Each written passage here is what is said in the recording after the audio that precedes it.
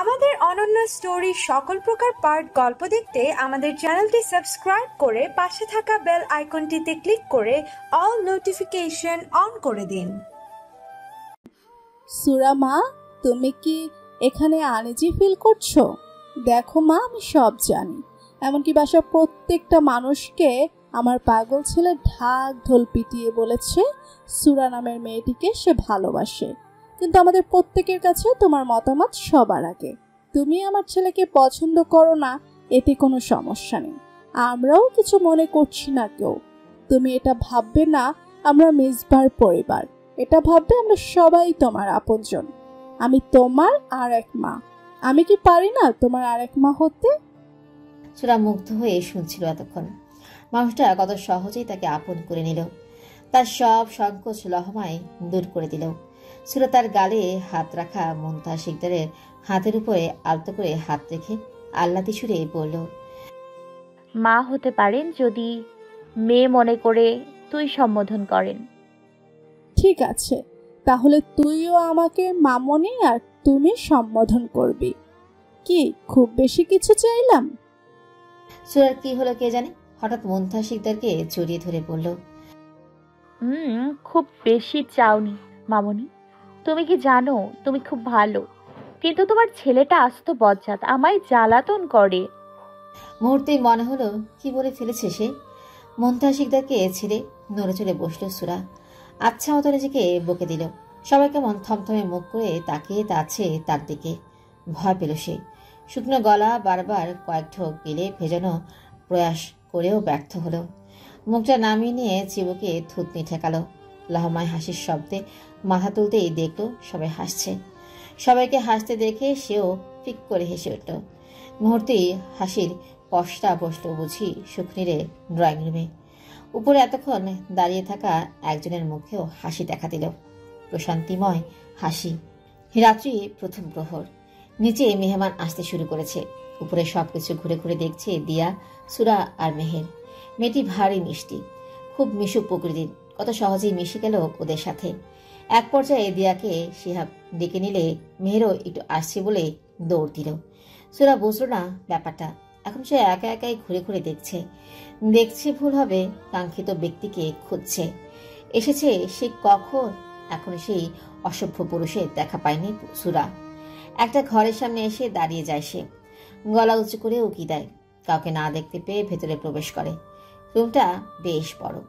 রুমের প্রত্যেকটা আসবাবপত্র থেকে শুরু করে দেয়ালের রং সবকিছুই শুভ্রতার ছোঁয়া। মিষ্টি শিউলি ফুলে ঘ্রাণ নাসারন্ধ্রে প্রবেশ করতেই উৎস খুঁজতেই ব্যালকনির দিকে গেল সে। ঈশ্বর দুই ওষ্ঠধর ফাঁক হলো নিজের অজান্তেই। ব্যালকনিটা সুরা যে রুমে থাকে তার চেয়েও বড়। ছোট ছোট টবে হরেক রকমের ফুল গাছ। শিউলি ফুল গাছের সংখ্যাই বেশি এখানে। সুরার পছন্দের ফুল হলো শিউলি। কি মিষ্টি ঘ্রাণ! নিচে পড়ে থাকা শিউলি কুড়িয়ে নিল সে। অজান্তেই হেসে উঠল। বারান্দা থেকে এই রুমে আসতে চমকে গেল সুরা। এখন এই মানুষটাকে এই অবস্থায় সে আশা করেনি। ফুলগুলো হাত থেকে পড়ে অবহেলিত হয়ে নিচে ঠাঁই পেল। সামনে মেসপা দাঁড়িয়ে, পরনে তার ট্রাউজার শুধু। শুভ্র উন্মুক্ত বুকে গুটি কয়েক লোম লেপটে আছে। আকর্ষণীয় লাগছে মেসপাকে সুরার নিকট। লজ্জা লাগছে সুরার। দ্রুত চোখ সরিয়ে এদিক ওদিক তাকালো মেয়েটি। কয়েক কদম এগিয়ে এলো মেসপা। সুরার সামনে হাঁটু কেটে বসে ফুলগুলো কুড়িয়ে উঠে দাঁড়ালো। লজ্জাবতী রমণীর দিকে পূর্ণ দৃষ্টি দিল সে। মেরুন শাড়িতে অপসরা লাগছে তার সূর্যানকে। চোখে কাজল, পাতলা গোলাপের পাপড়ির ন্যায় ঠোঁটে হালকা লিপস্টিক। কেশগুলো নিত্যদিনের ন্যায় হিজাবে আবৃত। মনে মনে বিড়বিড়ালো মেসপা, আমার অপসরা সূর্যান। ঘোর লাগা কণ্ঠে বলল, শিউলি ফুলগুলো তোমার খোপায় ঠাঁই পেল না সূর্যান, এভাবে ফেলে দিলে। তোমার লম্বাকে সে আমাদের হৃদয়ের সন্ধি ক্ষণে আমি নিজ হাতে শিউলি জড়িয়ে দেব। তুমি মুগ্ধ হয়ে শিউলি ফুলের ঘ্রাণ নিবে, আর আমি আমার সূর্যানের। সূর্যান, এই একটা শব্দই সুরাকে হেলোমেলো করে দিতে যথেষ্ট ছিল। লজ্জায় লাল হয়ে উঠল কপলদ্বয়। এই লোকের থেকে সে দূরে থাকতে চায়, কিন্তু প্রকৃতি বুঝি অন্য কিছু চায়। লোকটা নির্লজ্জ, ভয়ঙ্কর নির্লজ্জ। এখনো কেমন উদম শরীরে দাঁড়িয়ে আছে তার সামনে। ছি ছি ছি। সুরা মাথা নিচু করে ক্ষীণস্বরে বলে, আপনার কি লজ্জা নেই? একটা মেয়ের সামনে এভাবে উদম শরীরে দাঁড়িয়ে আছেন। লজ্জা নারীর ভূষণ। তুমি কি জানো না সুরজান, পুরুষদের লজ্জা পেতে নেই। আমি লজ্জা পেলে বংশবৃদ্ধি হবে কিভাবে? আমি আবার সচেতন প্রেমিক পুরুষ। বাঁকা হেসে বলে উঠল মিসবাহ। লজ্জার লও নেই তার মাঝে, বরং সুরা লজ্জায় আরো নেতিয়ে পড়ল। মিসবাহ টান টান হয়ে তার সামনে দাঁড়িয়ে, নয়তো অনেক আগেই সে চলে যেত। এখন না পারছে এখানে থাকতে, আর না পারছে মিসবাহকে পাশ কাটিয়ে চলে যেতে। পা যেন সুপার গ্লু দিয়ে কেউ আটকে দিয়েছে। সুরা লজ্জারাঙ্গা মুখশ্রী দেখে বক্ষপিঞ্জরে চিনচিনে সুকুমায় ব্যথা হচ্ছে মিসবাহর। মেয়েটাকে আজ নতুন বউ বউ ডাকছে। মিসবাহর বউজান। খাটের উপরে রাখা শার্টটা পরে নিল মিসবাহ। একটু কেসে মনোযোগ আকর্ষণ করলো সুরার। সার্থকও হলো। সুরা তার দিকে তাকাতে এই মুখোমুখি খুব নিকটে এসে দাঁড়ালো সে। সুরার বুঝি নিঃশ্বাস বন্ধ হওয়ার জোগাড়। মিসবাহ ঘোর লাগা কণ্ঠে বলল, মেয়ে, তুমি সর্বনাশিনী। এ তোমার কোন রূপ সুরজান? আমাকে আর কত মারবে? মরা মানুষকে বুঝি বারবার মারা যায়? তোমার প্রেমে বারবার শতবার মরি আমি, তবুও তোমার নিষ্ঠুর মনে এই পাগল প্রেমিক পুরুষের ঠাঁই মিলল না।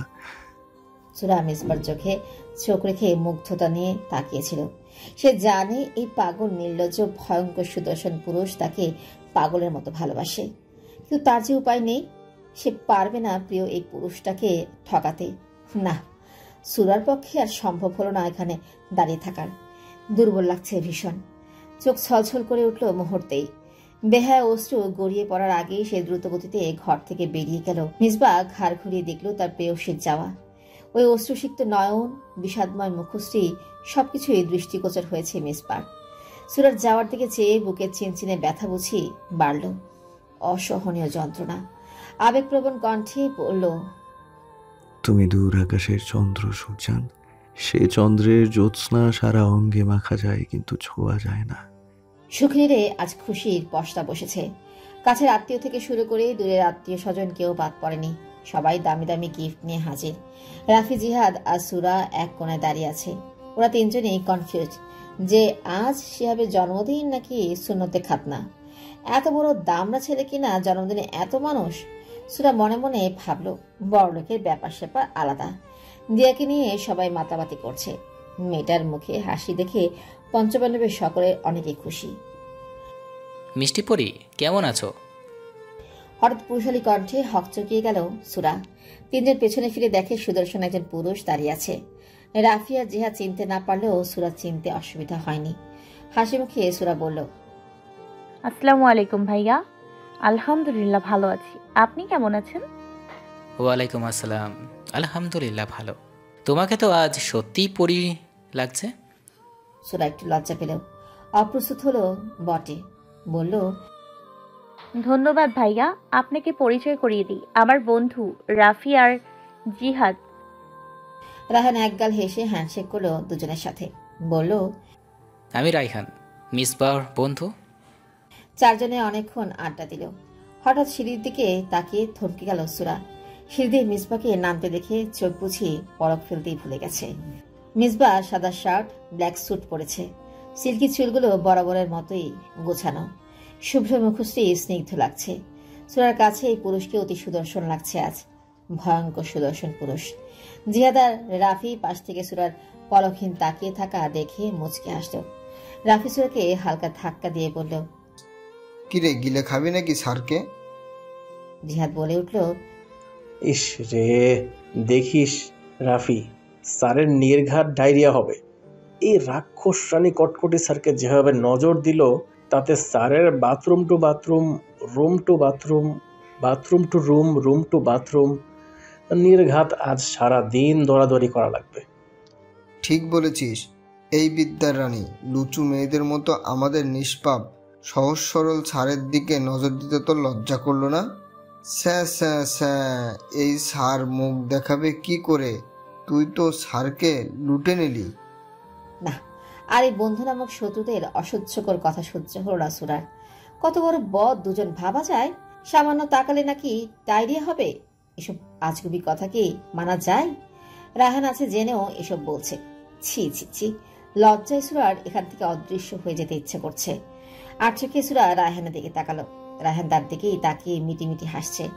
এই জিহাদ আর রাফির মাথা ফাটিয়ে দিতে ইচ্ছে করছে ওর, সাথে নিজেরও মাথা ফাটানোর ইচ্ছে জাগলো মনে।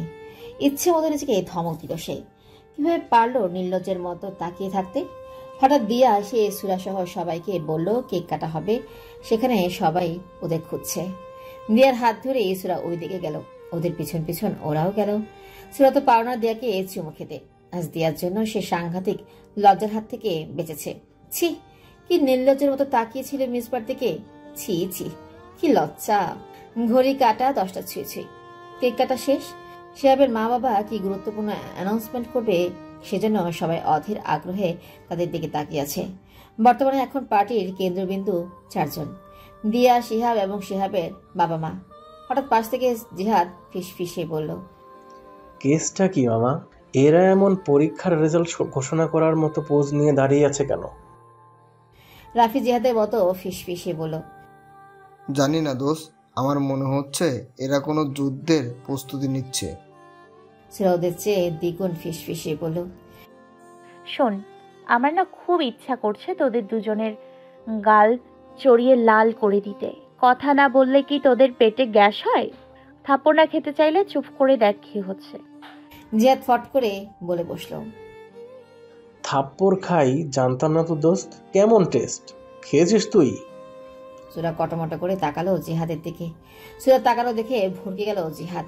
রাফি ফট করে 2 হাত দিয়ে নিজের গাল চেপে ধরল। সে মার খেতে চায় না। জিহাদ ক্যাবলা মার্কা হাসি দিয়ে দূরে সরে গেল।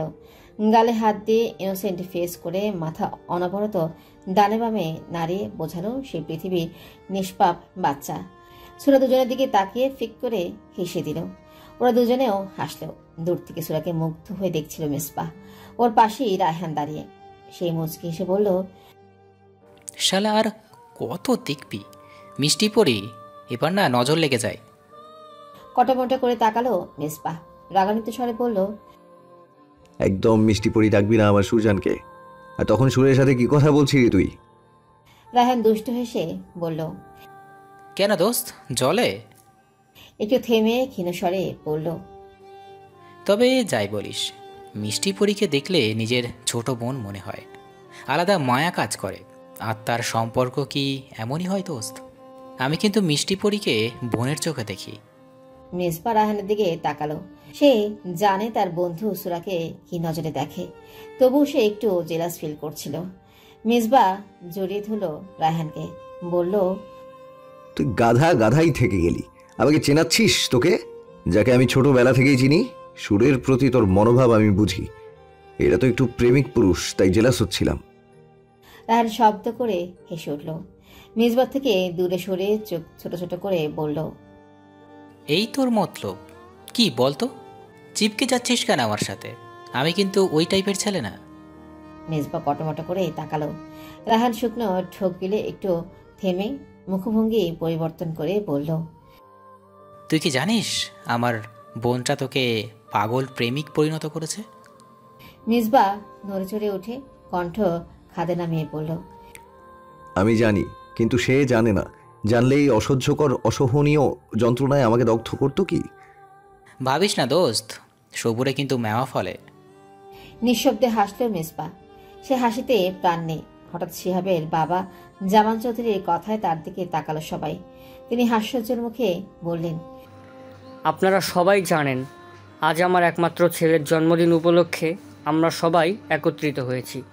কিন্তু আজ একটা বিশেষ আকর্ষণ আছে এই পার্টিতে, আর তা হলো আমার হবু বৌমা দিহা জাহান। আজ তাদের এঙ্গেজমেন্ট। মিস্টার জামান চৌধুরীর কথা শুনে 3 বন্ধুর চোয়াল ঝুলে পড়ার মতো অবস্থা। জিহাদ আর রাফি সুরার দিকে তাকালো। সুরার সাথে সাথেই ডানে বামে মাথা নাড়িয়ে বুঝালো সে এই বিষয়ে কিছুই জানে না। ওরা 3 জন এবার দিয়ার দিকে তাকালো। দিয়ার লজ্জারাঙা মুখশ্রী দেখে বুঝতে বাকি রইল না যে এই বদমাসটা সব জানে আগে থেকে। ওরা 3 জন খুশি হলো। এবার মেয়েটা একটা পরিবার পাবে। সবার করতালিতে সুরা, শিহাব আর দিয়ার দিকে তাকালো। প্রথমে শিহাব আংটি পরিয়ে দিল, তারপর দিয়া। সবাই শুভেচ্ছা জানাচ্ছে। অতঃপর পার্টি শেষ হলে সবাই রওনা হয় নিজ নিজ গন্তব্যে। এখন ড্রয়িং রুমে এক সোফায় বসে আছেন মুনতাহা শিকদার, শিহাবের বাবা মা এবং শিহাবের ফুপু রাহেলা বেগম। অন্য সোফায় রায়হান, মিসবাহ, শিহাব, রাফি, জিহাদ আর একটা সোফায় দিয়া আর সুরা। সুরা সেই যে মাথা নিচু করে বসেছে আর মাথা তোলেনি।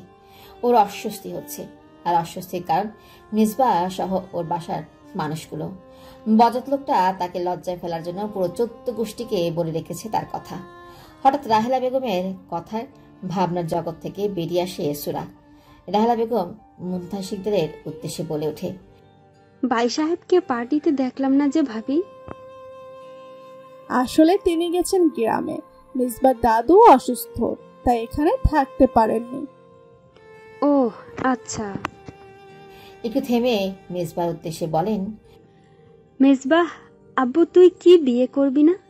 শিহাব তোর ছোট, তবুও দেখ কয়েক মাসের মধ্যে ওর বিয়েটা হয়ে যাবে।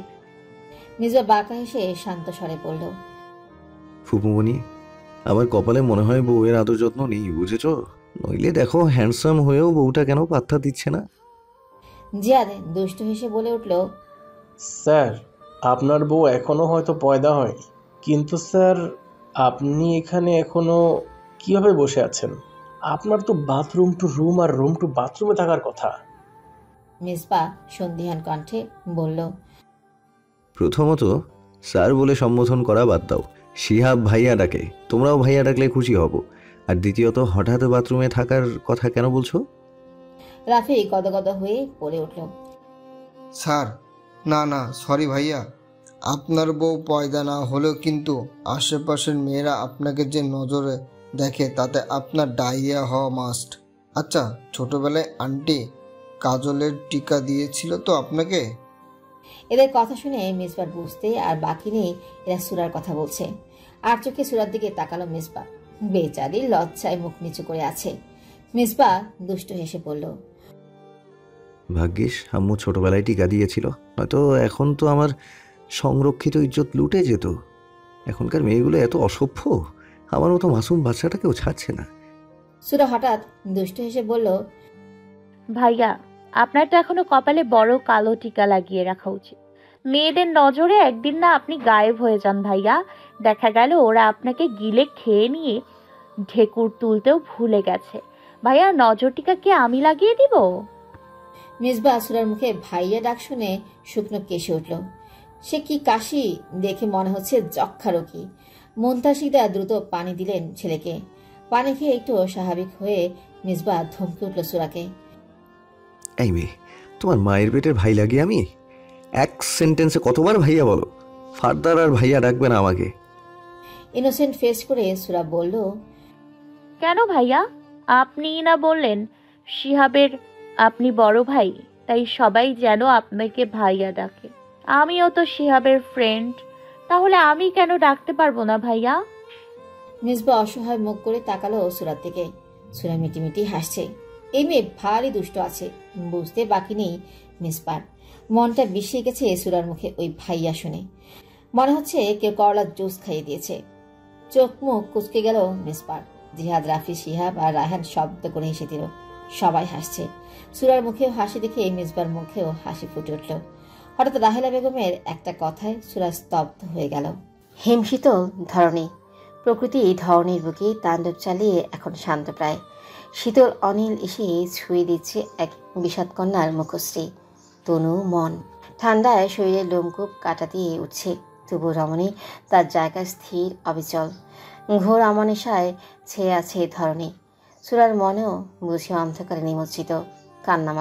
কান্না পাচ্ছে তার, চিৎকার করে কাঁদতে ইচ্ছা করছে, কিন্তু হায় আফসোস, সে পারছে না চিৎকার করে বলতে কেন তার সাথে এমন হলো, কেন সে সুস্থভাবে বাঁচতে পারছে না। হে কি শ্বাসরুদ্ধকর পরিস্থিতি! চোখের অক্ষিপট ছলছল করে উঠল সুরার। একটু আগে নিজের ঘটনা মনে করে, নিজের সবাই যখন আনন্দ করছিল তখনই হঠাৎ রাহেলা বেগম মুনতাসিরদের উদ্দেশ্যে বলল, আপা, আমার মেয়ে টিনা তো মিসবাহর কলেজেরই স্টুডেন্ট। মিসবাহ আর টিনা তো একে অপরকে ভালোভাবে চেনে। অতি সুন্দরী স্মার্ট মেয়ে আমার মনে হয় ওদের 4 হাত একবার এক করে দেওয়া উচিত। আপনি কি বলেন? সুরা ভেতরে ভেতরে চমকে উঠলেও বাইরে প্রকাশ করল না। না, কোনো প্রতিক্রিয়া দেখা গেল না তার মধ্যে। মিসবাহ সুরার দিকে তাকিয়ে ওর মনোভাব বোঝার চেষ্টা করছে। বরাবরের মতোই সুরার ভেতরের উচ্চাটন মন বুঝতে সক্ষম হলো সে। মনে মনে হাসলো, এটা ভেবে যে ওর বোকা অপ্সরা সূর্যানুকে ভালোবাসলেও স্বীকার করতে নারাজ। রালা বেগম জানেন না সুরার বিষয়ে, তাই বিয়ের কথা তুলছে। তা সবাই বুঝলেও সুরার মন এখন কিছু ভাবতে পারছে না। সে এখন একটা কথাই ভাবছে, মিসবার পাশে অন্য একটা মেয়ে, সে মিসবাকে ভালোবাসবে না। মিসবা নামক মানুষটাকে নিয়ে সে ভাবতে চায় না। বিয়ে হবে হোক, নিমন্ত্রণ করলে কবজি ডুবিয়ে খেয়ে যাবে, এই বলে মনকে সান্ত্বনা দিলেও মন যে মানতে নারাজ। বেহা নির্লজ্জ মন তার। মুনতাহা শিকদার কিছু বলবে তার আগেই মিসবাহ শান্ত স্বরে বলে উঠল, ফুপুমণি, টিনার মতো অতি স্মার্ট অতি সুন্দরী মেয়েকে বউ হিসেবে পাওয়া তো অতি ভাগ্যের ব্যাপার। আমার আবার অত অতি ভাগ্য সহ্য হবে না। অতিরিক্ত কিছু হজম করার জন্য হজমি ক্যান্ডি খাওয়া দরকার। You know I don't like hajmi, but I like flower. আমার যে একজনকেই চাই, একান্ত ব্যক্তিগত মানুষ হিসেবে তাকেই চাই আমার। কিন্তু সে নিষ্ঠুর রমণী বোকা ফুল। মিসবাহ আর বসে না থেকে উঠে গেল। সুরা ছলছল নয়নেই মিসবার দিকে তাকিয়ে আছে। সে নিরুপায়। তার উপায় থাকলে এই গম্ভীর নির্লজ্জ অসভ্য পুরুষকে সে ভালোবাসায় মুড়িয়ে রাখত আমৃত্যু আমরণ। তখন থেকে ছাদের এক কোণায় দাঁড়িয়ে আছে সুরা। আজ বেশি রাত হয়ে যাওয়ায় মুনতাহা শিকদার পঞ্চপাণ্ডবের কাউকে যেতে দেননি। বিষাদে মন মস্তিষ্ক বিষিয়ে আছে সুরার। আমার সাথে আমাবস্যা বিলাস করবে সূর্যা? হঠাৎ পুরুষের এই গম্ভীর কণ্ঠে হক চুকিয়ে গেল সুরা। পিছনে না ফিরেই বুঝল কাঙ্ক্ষিত ব্যক্তিটিকে। একটু স্বাভাবিক হতেই বার কয়েক জোরে শ্বাস ত্যাগ করলো। ততক্ষণে মিসবাহ ছাদের রেলিংয়ে হেলান দিয়ে দাঁড়িয়েছে, তার পূর্ণ দৃষ্টি সুরার উপর। রাস্তার কৃত্রিম আলোয় সুরাকে এখন মায়াবতী লাগছে মিসবার কাছে। সুরা কোনো রেসপন্স না পেয়ে মিসবাহ ক্ষীণস্বরে বলে উঠল, বললে না তো সূর্যান, আমাবস্যা বিলাস করবে কিনা আমার সাথে? মানুষ চন্দ্র বিলাস করে আর আপনি অমাবস্যা বিলাস করবেন? মিসবাহ চমকে উঠল সুরার মুখে ডাক্তার সম্বোধন শুনে। সুরা খুব সহজে তাকে এই ডাক্তার সম্বোধন করে না। সুরার কি মন খারাপ বোঝার চেষ্টা করলো মিসবাহ। বুঝেও গেলেও তার শ্যামকন্যার মন খারাপ। কিন্তু কেন? মিসবাহ বলে, যেদিন আমার চন্দ্রাবতী আমার বুকে মুখ লুকিয়ে থাকবে, সেদিন তাকে নিয়ে চন্দ্র বিলাস করব। জ্যোৎস্না স্নিগ্ধ রাতে আমার চন্দ্রাবতী সারা অঙ্গে আমার আধিপত্য ফলাবে। কিন্তু এখন আমার চন্দ্রাবতী আমাবস্যার অন্ধকারে মুখ লুকিয়ে আছে, তাই আপাতত আমাবস্যা বিলাস করব। ছলছল চোখে তাকিয়ে আছে সুরা মিসবাহর দিকে। দুজনের না বলা কথা বুঝি চোখে চোখে বিনিময় হচ্ছে। এক ফোঁটা অবাধ্য অশ্রু গড়িয়ে পড়ল সুরার কপল পেয়ে। সিক্ত করল কপল, হৃদয়, শরীরের শিরা উপশিরা। মিসবাহ মুচকি এসে সযত্নে মুছে দিল সুরার অশ্রু ভেজা কপল। কেঁপে উঠল সুরা, শিরদারা শিরশির করে উঠল। অপর গালেও হাত রেখে দুই হাতের আজলায় নিল সুরার মুখ। আবেগঘন কণ্ঠে বলল, সূর্যান, আমাকে কি একটু ভালোবাসা যায় না? এই গম্ভীর জেদি বজমেজাজি কঠোর লৌহ মানবটাও তোমার সান্নিধ্যের জন্য ছটফট করে। অনুভূতি তার জোয়ারে ভাসিয়ে নিয়ে যায় আমাকে, অথচ দেখো সে জোয়ার তোমাকে কেন ভাসায় না সূর্যান? অদ্ভুত আবদার আপনার ডাক্তার। আমি যে পচা শামুক ডাক্তার। আমার দিকে পা বাড়ালে ক্ষত বিক্ষত হতে হবে, রক্তক্ষরণ হতে হতে এক সময় নিঃশেষ হয়ে যেতে হবে। বিষে নীল হয়ে উঠবে আপনার শরীর। অমাবস্যার রাত্রি আমি, জ্যোৎস্না স্নিগ্ধ রাত আমি। আমাদের যে মিলন হতে নেই ডাক্তার। প্রকৃতির বিদ্বেষ গেলে যে ঘোর পাপ ডাক্তার। সূর্যান নামক বিষ আমার রন্ধ্রে রন্ধ্রে শিরায় শিরায় ছড়িয়ে পড়ুক। সে আমার পবিত্র শিউলি ফুল, আমার সূর্যান। ফুলের চেয়ে পবিত্র আর কি হতে পারে?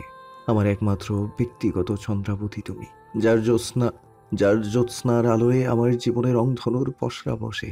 আমার শিউলি ফুলের সুবাসে আমি বারংবার নেশাগ্রস্ত। আমার ব্যক্তিগত পবিত্র শিউলি ফুল তুমি। সুরা আর পারল না নিজেকে শক্ত রাখতে।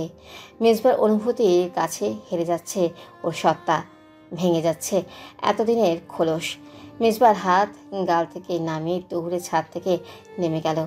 পেছন ফিরে দেখল না তার বিরহের শক্ত মানবটা হৃদয়ে রক্তক্ষরণ হচ্ছে। মিসবাহ বহু কষ্টে উচ্চারণ করল, আমার সূর্যান্ত ভীতুদা, সাহসী রমণী আজ অনুভূতি লুকাতে ভীতুর তকমা গায়ে নিল। আমার পবিত্র শিউলি ফুল আজ অনুভূতিহীন রমণী। বিষণ্ণ মন নিয়ে ফুটপাতে দাঁড়িয়ে আছে সুরা। গত 2 দিন ধরে সবকিছু বিষণ্ণ লাগছে তার। কেন লাগছে সে নিজেও জানে না, আর জানলেও কারণটা মানতে সে নারাজ। শুকনির থেকে আসার আজ 3 দিন। সেদিন রাতে মিসবার সাথে দেখা হওয়ার পর এই কদিন আর দেখা হয়নি। সুরার চোখ তৃষ্ণার্ত লোকটাকে একবার দেখার জন্য, কিন্তু সুরা থমকে থামকে নিজেকে শক্ত রাখার সর্বাত্মক চেষ্টা করছে, কিন্তু কোথাও না কোথাও মিসবার জন্য ছটফট করছে সে। তবু যে এই রমণী মানতে নারাজ। ক্লাস 9টায় দিকে থাকায় দিয়ে আগেই চলে গেছে। সুরা টিউশনি ছিল একটা, কাল বাচ্চাটার পরীক্ষা, তাই কিছু এক্সট্রা পড়ানোর জন্য আজ সকালে গিয়েছিল সে। কিন্তু এখন আধা ঘন্টা যাবৎ রিক্সার জন্য অপেক্ষা করেও একটাও রিক্সা দেখা নেই। বিরক্তিতে চোখ মুখ কুচকে গেল সুরার। আজ ইম্পর্টেন্ট ক্লাস আছে একটা। উপায় না পেয়ে কলেজের উদ্দেশ্যে হাঁটা ধরতেই সামনে এসে একটা গাড়ি থামলো। সুরার বুঝতে বাকি নেই গাড়িটি কার। মিসবা গাড়ি থেকে নেমে সুরার সামনে এসে দাঁড়ালো। রোদে মুখ শুকিয়ে গেছে সুরার, বিন্দু বিন্দু মুক্তকণা কপালে জমে আছে। গায়ের পার্পেল রঙের জামাটি ঘামে ভিজে গায়ে লিপটে আছে। এই অবস্থায় সুরাকে বড্ড আবেদনময়ী লাগছে মিসবার কাছে। অজান্তেই সুরার অভিমান হচ্ছে। এই 2 দিন কোথায় ছিল এই লোক? কপালে ঘাম ওনা দিয়ে মুছে মুখ কুচকে শক্ত কণ্ঠে বলল, রাস্তা ছাড়ুন, আমায় কলেজে যাওয়া লাগবে। আমাকে কি তোমার রাস্তাঘাটের পাতি মাস্তান মনে হয় যে শক্ত কণ্ঠে বলছো রাস্তা ছাড়ুন? আমি হলাম তোমার একান্ত ব্যক্তিগত প্রেমিক পুরুষ। সেই সুবাদে লজ্জারাঙা মুখশ্রীতে লাজুক হাসি ফুটিয়ে বলবে, ওগো রাস্তা ছাড়ার দরকার কি, চলো আমাকে কলেজে পৌঁছে দাও। বড্ড আনরোম্যান্টিক তুমি। আমার ভবিষ্যৎ যে অন্ধকারে তলিয়ে যাচ্ছে বোঝা হয়ে গেছে আমার। সুরা অতি শোকে পাথর হয়ে গেছে যেন। মুখ আপনা আপনি হা হয়ে গেছে ওর। মানে এই লোকেও কি বললো, আর এই লোক কীভাবে জিলাপির প্যাঁচ লাগালো? সুরা এসব ভাবছে। সুরার হতভম্ব মুখ দেখে মিসবা মনে মনে হাসলো। হেই মেয়ে বড্ড বোকা। বলল, হ্যাঁ, বন্ধ না করলে রাস্তার সকল যানবাহন তোমার মুখে ঢুকে যাবে, তাই মুখটা বন্ধ করে গাড়িতে ওঠো। সুরা মুখ তো বন্ধ করে নিল, কিন্তু আবার কিছু বলার জন্য মুখ খুলতেই মিসবা শান্ত কিন্তু গম্ভীর স্বরে বলে উঠল, তুমি কি চাও আমি কোলে করে তোমাকে গাড়িতে বসাই? তুমি চাইলে আমার কোনো সমস্যা নেই, বরং কাজটা করতে আমার ভালোই লাগবে। সুরা কটমট করে তাকালো। ফাঁকা রাস্তায় একটাও রিক্সা নাই, তাই নইলে কখনো এই বচাত লোকটার গাড়িতে উঠতই না সে। সুরা গাড়িতে উঠতেই মিসবাও গাড়িতে উঠে গাড়ি স্টার্ট দিল। গন্তব্য কলেজ। পুরো রাস্তায় সুরা জানালার দিকে মুখ করেছিল। এমনিতেই ওর গাড়িতে উঠলে মাথা ঘোরায়, আর আজ তো সকাল থেকে কিছু খাওয়া হয়নি। গা গুলিয়ে উঠছে সুরার। মিসবা বার কয়েক আর চোখে দেখছে সুরাকে, কেমন শুকিয়ে লাগছে মুখটার মুখশ্রী। কলেজ গেটে গাড়ি থামলো মিসবা। সুরা নামছাড়া দেখে নিজে নেমে গিয়ে গাড়ির দরজা খুলে দিল। সুরাকে ডাকতে এসে চোখ খুলে তাকালো একবার, আশেপাশে তাকিয়ে বুঝলো পৌঁছে গেছে ওরা। হুড়মুড়ে নামতেই মাথা ঘুরে গেল সুরার। মিসবা শক্ত হাতে ওকে ধরল, মুখে আগলে নিয়ে চিন্তিত হয়ে বলল, সুজান কি হয়েছে? শরীর খারাপ লাগছে? পানি খাবে একটু? সুরা জোরে জোরে শ্বাস নিয়ে একটু স্বাভাবিক হয়ে সরে আসলো মিসবার থেকে। ঠান্ডা স্বরে বলল, আমি ঠিক আছি স্যার, চিন্তা করবেন না। ধন্যবাদ আপনাকে আমাকে পৌঁছে দেওয়ার জন্য। আসছি। আর দাঁড়ালো না সুরা। মিসবা ডাকলেও পেছনে না তাকিয়ে চলে গেল সে। সুরা বিড়বিড়িয়ে অস্পষ্ট স্বরে বলল, এ কোন অনুভূতি ডাক্তার? আপনার ওই বুকে এই কোন শান্তি? এটা অনুভূতি নাকি প্রাণঘাতী বিষ? তাহলে কি আমার শিরায় শিরায় প্রাণঘাতী বিষ ছড়িয়ে পড়ছে? তপ্ত দুপুর, গরমে এক একজনের নাজেহাল অবস্থা। ক্লাস শেষে ক্যান্টিনে আড্ডায় মশগুল পঞ্চপাণ্ডব। জিহাদ কোকাকোলায় এক চুমুক দিয়ে বলে উঠল, না, এই গরমে আমি আলু ভর্তা হয়ে যাচ্ছি দোস্ত।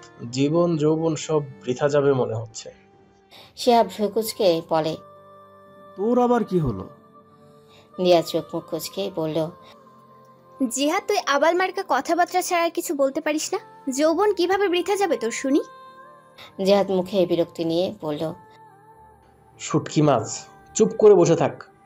গরমে মাথা গরম হয়ে আছে আমার। শিহাব, আর তুই তো বিয়ে করে জীবন যৌবন সার্থক করবি। বেটা রাফিকে দেখ, ঠিকই ফার্স্ট ইয়ারের এক সুন্দরী মেয়েকে পটিয়ে চুটিয়ে প্রেম করছে। আর কিন্তু আমাকে দেখ, না আছে গফ, আর না বাবা কখনো বিয়ে দিতে চায়। আফসোস, এই জীবন লবণ ছাড়া তরকারি হয়ে গেল রে। আফসোসের সুরে জিহাদ তার লম্বা ভাষণ শেষ করে ঠান্ডা খাওয়ায় মনোযোগ করল। দিয়া কড়া কথা শুনিয়ে দেওয়ার জন্য উদ্যত হতেই শিহাব হাত ধরে পাথা দিয়ে কোনায় বসা সুরার দিকে ইশারা করে। ওদের দেখে জিহাদও এবার সুরার দিকে তাকিয়ে দেখে এই বিদ্যা রানী তাদের মধ্যে নেই, মঙ্গল গ্রহে সবজি চাষ করতে গেছে। সুরার হাত ধরে ঝাঁকালো দিয়া। হঠাৎ এমন হওয়ায় হক চুকিয়ে গেল সে। অপ্রস্তুত হলো বটে। সবাইকে তাকিয়ে থাকতে দেখে নড়ে চড়ে বসে পড়ল। কি রে শয়তানের নানা নারীরা, এভাবে তাকিয়ে আছিস কেন? কোথায় হারিয়ে গিয়েছিলি? কি এত ভাবিস সারাক্ষণ তুই? বিদ্যার রানী কি কোনো সূত্র আবিষ্কার করছিলি নাকি এতক্ষণ? কিন্তু তোর মাথায় তো কোনো আপেল পড়লো না। আইডিয়া, আমরা তোর মাথায় ঠান্ডা কোকা কোলা ফেলে দিই, দেখবি নতুন কিছু আবিষ্কার করতে সাকসেসফুল হবি। শিহাব জিহাদকে কিছু একটা ইশারা করতেই হঠাৎই দুজনে চেঁচিয়ে পড়ল, এ আমাদের বিশ্বাস বিদ্যার রানী, আমাদের বিশ্বাস আপনি পারবেন। দিয়া সহ ওরা দুজনে জোরে হেসে উঠে। সুরা কটমট করে তাকালো ওদের দিকে, কিন্তু কাজ হলো বলে মনে হলো না। ওরা আরো জোরে হাসতে লাগলো। সুরা হতাশার শ্বাস ফেলে কোল্ড ড্রিঙ্কসে চুমুক দিতে যাবে, অমনি এক শক্ত হাতের থাপ্পড় এসে পড়লো ওর গালে। ছিটকে দিয়ার উপর পড়লো সুরা। ফিনকি দিয়ে রক্ত পড়ছে ঠোঁট থেকে। মুহূর্তে গালে 5 আঙ্গুলে দাগ পড়ে গেছে। সুরার মুখ শক্ত হয়ে ওঠে। নিজেকে স্বাভাবিক করে কিছু বলার জন্য উদ্যত হতেই একটা হাত ওকে টেনে দাঁড় করিয়ে দেয়। শক্ত করে চেপে ধরে আছে সুরার নরম হাত। ব্যথা বলে মুখে ফুটিয়ে তুলতে নারাজ সুরা। সে কখনোই অসহায় মেয়ে না। সব পরিস্থিতিতেই সে শক্ত হয়ে থাকতে চায়, যেন কেউ আর ভেঙে গুড়িয়ে না দিতে পারে। জিহাদ, শিহাব আর দিয়া চেয়ার ছেড়ে উঠে দাঁড়িয়ে পড়ে। ওদের মনে হচ্ছে কোনো শকের মধ্যে আছে। কি থেকে কি হয়ে গেল বুঝতে কিছু সময় লাগলো। জিহাদ শক্ত কণ্ঠে বলল, আপনি আমার বন্ধুর গায়ে হাত তোলার সাহস কোথায় পান আপু? ভাববেন না সিনিয়র আর বড় লোকের মেয়ে বলে ছেড়ে কথা বলবো। আমাদের কলিজায় হাত দিলে সেই হাত ভেঙে দিতে দুবার ভাববো না। এই, আপনি এক্ষুনি সুরার হাত ছাড়ুন, আর এই মুহূর্তেই ক্ষমা চাইবেন ওর কাছে, নয়তো আপনার কপালে আজ দুঃখ আছে। কিন্তু ছাড়ুন ওকে। শেষের কথাটা চিৎকার করে বলল শিহাব। দিয়া গিয়ে সুরাকে ছাড়িয়ে আনলো টিনার কাছ থেকে। সুরা এখনও চোখের পলক না ফেলে রাগান্বিত চোখে তাকিয়ে আছে। মুখশ্রী লাল হয়ে উঠেছে রাগের চোটে। দিয়া থেকে হাত ছাড়িয়ে টিনার মুখোমুখি দাঁড়ালো সুরা। টিনা তাচ্ছিল হাসলো, নাকা হেসে বলল, কি রে, আজকাল বড়লোক ছেলেদের ফাঁসিয়ে শরীরের জ্বালা মেটাতে চাইছিস নাকি? এতই যখন জ্বালা। আর বলতে পারলো না টিনা। পরপর দুটো চর খেয়ে মেঝেতে পড়ে গেল। সুরা চোয়াল শক্ত করে এখনো রাগী চোখে তাকিয়ে আছে। এই চোখে নেই কোনো মায়া, শুধু আছে হিংস্রতা। সুরা তাদের দাঁত চেপে বলল, ভুলেও এই ভুল করবি না। আমার শরীরে মিথ্যে কলঙ্ক লেপটে দেওয়ার আগে ভেবে নিবি তোর ওই মুখ পরবর্তীতে কথা বলার অবস্থায় থাকবে কিনা। টিনার মাথা এখনো ঘোরাচ্ছে, কানে ঝিঝি শব্দ হচ্ছে। নিজে একটু ধাতস্থ হয়ে সুরার থেকে আঙুল তুলে দাঁত কিরমির করে বলল, তোর সাহস কি করে হলো আমাকে থাপ্পড় মারার? জানিস আমি কে? জানবো না কেন?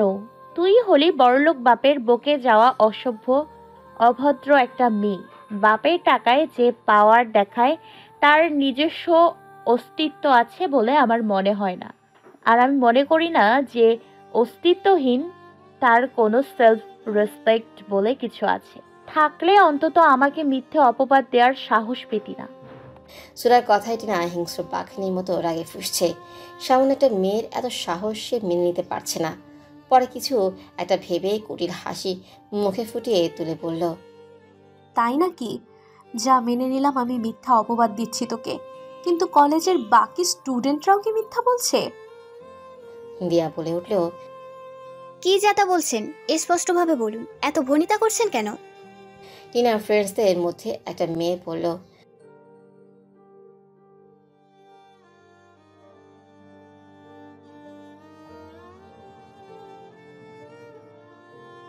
সুরা চোয়াল শক্ত করে দাঁত চেপে সহ্য করছে।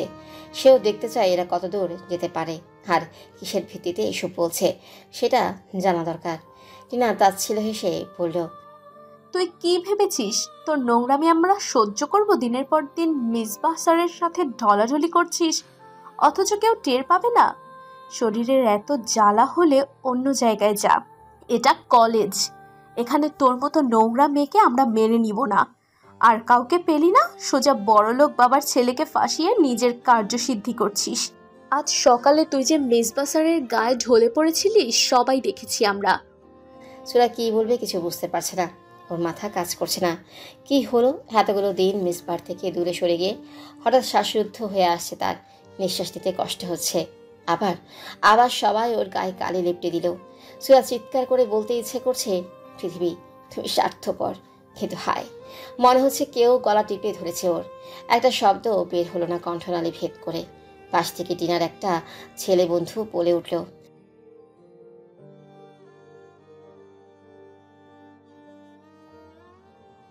জিহাদ ছেলেটার মুখে খুশি মেটে দিল। আর সহ্য করা সম্ভব না প্রিয় বান্ধবীর সম্পর্কে বাজে কথা শোনার। মুহূর্তেই হাতাহাতি শুরু হলো জিহাদ, শিহাব আর টিনার বন্ধুদের মধ্যে। দিয়া জিহাদ আর শিহাবকে থামতে বলছে। কি থেকে কি হয়ে গেল দিয়ার বোধগম্য হচ্ছে না। দিয়া দৌড়ে গেল মিসবার কেবিনের দিকে। একমাত্র মিসবাহ পারবে শ্বাসরুদ্ধকর পরিস্থিতি নিয়ন্ত্রণে আনতে। কলেজের দুই পক্ষের মধ্যে সংঘর্ষ শুরু হয়ে গেছে। জিহাদ আর শিহাবকে মার খেতে দেখে রাফি বন্ধুদের বাঁচাতে অন্যদের মারছে। সবাই প্রায় আহত হয়েছে। হঠাৎ একটা গম্ভীর স্বরে সবাই থেমে গেল। Stop this nonsense. সাহস কি করে হলো কলেজের ভেতরে মারামারির মতো জঘন্য কাজ করার? এর জন্য সবাইকে রেস্ট্রিক্টেড করা হতে পারে। সবাইকে ভুলে গেছো? মিসবার উচ্চ স্বরে বলার প্রত্যেকটা কথায় সবাই কেঁপে উঠল যেন। কলেজের অন্য প্রফেসর সবার কাছে কারণ জানতে চাইলে দিয়া স্যারদের প্রথম থেকে শুরু করে সব খুলে বলল। সব শুনে মিসবার চোয়াল শক্ত হয়ে উঠে। রাগে খুবই মাথা ফেটে যাচ্ছে তার।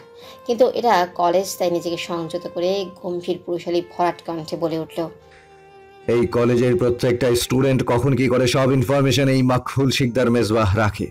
একজন প্রফেসর হিসেবে স্টুডেন্টদের পার্সোনাল লাইফে ইন্টারফেয়ার করার আমার যেমন অধিকার বা ইচ্ছে নেই, তেমনি আমার পার্সোনাল লাইফে ইন্টারফেয়ার করার অধিকার আমি কাউকে দেইনি। আর কান খুলে শুনে রাখো সবাই, মাকফুল শিকদার মিসবাহর জীবনে যদি কেউ তার অনুমতি ছাড়াই অনধিকার চর্চা করে, নিজের মাথা ঘামানোর চেষ্টা করে, তাহলে এই মাকফুল শিকদার মিসবাহ তাদের এই অপরাধের দায়ে মাথা ঘামানোর জন্য মাথাটাই রাখবে না। আর হ্যাঁ, তোমাদের সবাইকে বলছি, আজ ক্ষমা করলেও পরবর্তীতে ক্ষমা করব না। আর সুরা আমার পার্সোনাল লাইফের most important part, so be careful, mind it and just leave. শান্ত হুমকিতে লহমায় সবাই কেঁপে উঠল। সবাই খুব ভালোভাবে চেনে মিসবাহকে। কলেজে বরাবরই গম্ভীর রক্তটা প্রকৃতি সে। পার্সোনাল আর প্রফেশনাল লাইফ আলাদা রাখতেই পছন্দ করে মিসবাহ। কেউ আর কথা বাড়ানোর সাহস পেল না। সবাই সরি বলে চলে গেল। মিসবাহ এবার জিহাদ, রাফি আর শিহাবের দিকে তাকালো। তিনজনেরই আঘাত পেয়েছে। দিয়া কাঁদছে ওদের দেখে।